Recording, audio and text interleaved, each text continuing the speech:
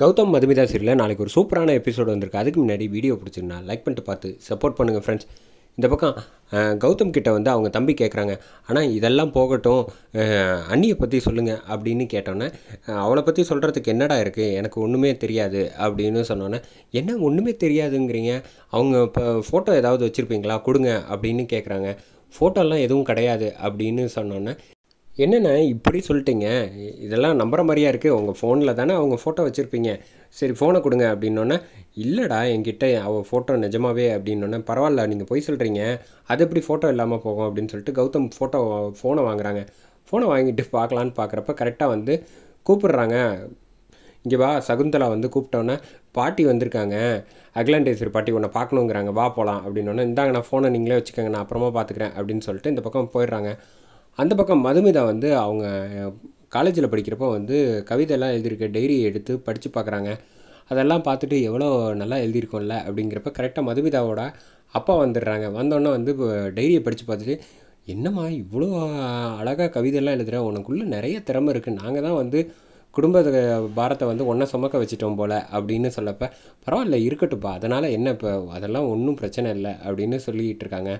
அந்த சமயத்தில் கரெக்டாக வந்து மாயா வந்து பார்த்து பேசலான்ட்டு போகிறாங்க. ஆமாம் உன் படிப்பெல்லாம் முடிஞ்சிச்சா இல்லையா அப்படின்னு வந்து மாயா கேட்டோன்னே, எல்லாம் முடிஞ்சிருச்சு, என்ன இனிமேல் வந்து பிஸ்னஸ் அண்ணன் கூட சேர்ந்து பார்க்கலான்ட்டு இருக்கேன், அதுக்காக தானே அண்ணன் வந்து என்னை படிக்க வச்சாப்புல அப்படின்னு சொன்னோன்னா, சரி அதெல்லாம் போகட்டும், என்ன அண்ணங்கிட்ட வந்து ஒரு அண்ணி ஃபோட்டோ கேட்டால் கூட இல்லை அப்படின்னோன்னா, ஓ சரி உன்னோட லவ்வரை பற்றி சொல்லு அப்படின்னு சொன்னோன்னா, ஜீவாவா, அவன் வந்து நல்ல மியூசிக் வந்து கிட்டார்லாம் வாசிப்பான், அவன் வந்து பெரிய ஆர்டிஸ்ட் மாதிரி வருவான் அப்படின்னு சொன்னோன்னா, அப்படியா, அவன் வாசிச்சான்னா நாலு பூரா கேட்டுக்கிட்டே இருக்கலாம், அவனை பற்றி பேசுகிறதுக்கு அவ்வளோ விஷயங்கள் இருக்குது அப்படின்னோடனே, ஆமாம் கௌதம் அண்ணன் வந்து ஏன் வந்து எதுவுமே பேச மாட்டேங்கிறாங்க அண்ணியை பற்றி அப்படிங்கிறப்ப, உனக்கு என்ன தெரியுமா அப்படின்னு சொல்கிறேன், இது மாதிரி கௌதம் அண்ணன் வந்து எனக்காக தான் கல்யாணம் பண்ணுறாங்க, அவங்க அக்காவுக்கு கல்யாணம் ஆனால் தான் வந்து ஜீவா வந்து கல்யாணம் பண்ணிப்பேன் அப்படிங்கிறன்னு சொன்னதுனால, அவங்க அக்காவுக்கு வந்து ஒரு நிச்சயம் பண்ணுறதுக்காக ஒரு மாப்பிள்ளை பார்த்தோம், அந்த மாப்பிள்ளை வந்து சரியான ஆளாக அமையலை, அதனால் அண்ணன் வந்து எனக்காக வந்து கல்யாணம் பண்ணிக்கிறேன்னு சொல்லிட்டாங்க மதுமிதாவை, அதான் நடந்துச்சு அப்படின்னோடனே, அதனால தான் அண்ணன்கிட்ட ஃபோட்டோ கூட இல்லை போல், ஒரு வேளை வந்து அண்ணன் பிடிக்காமல் வந்து கல்யாணம் வந்து பண்ணிக்கலான்னு முடிவு பண்ணியிருக்காங்க, இதை முதல்ல வந்து நம்ம வந்து தடுத்தாகணும் அப்படிங்கிற மாதிரி ஒரு செகண்ட் வந்து யோசிக்கிறாப்புல.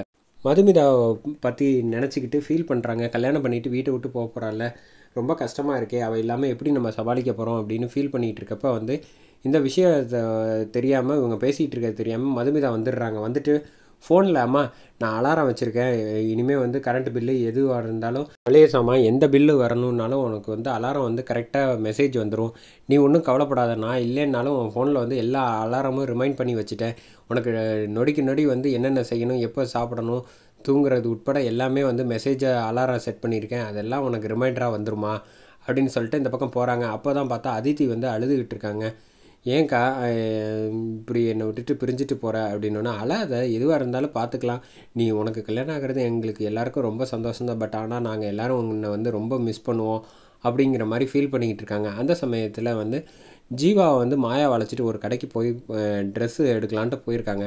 அப்போ வந்து மாயா வந்து பார்த்துட்டு ட்ரெஸ்ஸு வந்து செலக்ட் பண்ணுறாங்க, 10,000க்கு காமிக்கிறாங்க, அதெல்லாம் வேணவே வேணாம், எனக்கு வந்து குறைஞ்சது ஒரு 30,000 40,000 ரேஞ்சில் காட்டுங்க அப்படின்னு சொல்லிடுறாங்க. இந்த பக்கம் ஜீவா வந்து ட்ரெஸ்ஸு வந்து நீயும் செலக்ட் பண்ணல அப்படின்னா, நான் பண்ணுறேன் அப்படின்னு சொல்லிட்டு ஒரு கோட் சூட் மட்டும் எடுக்கிறாங்க, அதுவும் கம்ஃபர்டபுளாக இருந்தால் போதும், அதுவும் வந்து விலை வந்து 10,000க்கு கீழே இருந்தால் கூட பரவாயில்ல அப்படின்னோடனே, ஜீவா நீ ஒரு பெரிய ஆர்டிஸ்ட், நீ வந்து ஆள் பாதி ஆடை பாதி முதல்ல தெரிஞ்சுக்க அப்படின்னோடனே, சரி மாயா விடு, எதுவாக இருந்தாலும் நான் பார்த்துக்கிறேன், எனக்கு எது கம்ஃபர்டபுளாக இருக்கோ அதுதானே நான் செய்ய முடியும் அப்படின்னு சொல்லிட்டு 2 பேரும் ட்ரெஸ் எல்லாம் வாங்கிட்டு இந்த பக்கம் வந்து கிளம்பி இங்கே வீட்டுக்கு வந்துட்டு இருக்காங்க. மதுமிதா வந்து நம்ம குடும்பம் வந்து சின்ன வயசுலேருந்தே நம்ம வந்து எல்லா குடும்ப பாரத்தையும் தாங்கி அவங்களுக்கு வேணுங்கிறது எல்லாத்தையும் ஒவ்வொன்றா வந்து பார்த்து பார்த்து நம்ம எல்லாம் செஞ்சுக்கிட்டு இருக்கோம். ஆனால் இப்போ வந்து அவங்க ஃபீல் பண்ணுறத பார்த்தா நம்ம இல்லாமல் வந்து அவங்களால எப்படி வந்து சமாளிக்க முடியும்? ஏன் நான் மட்டும்தான் எப்போதுமே வந்து பொண்ணுங்க தான் வந்து நம்ம கல்யாணம் பண்ணிக்கிட்டு இன்னொரு வீட்டுக்கு போகணுமா?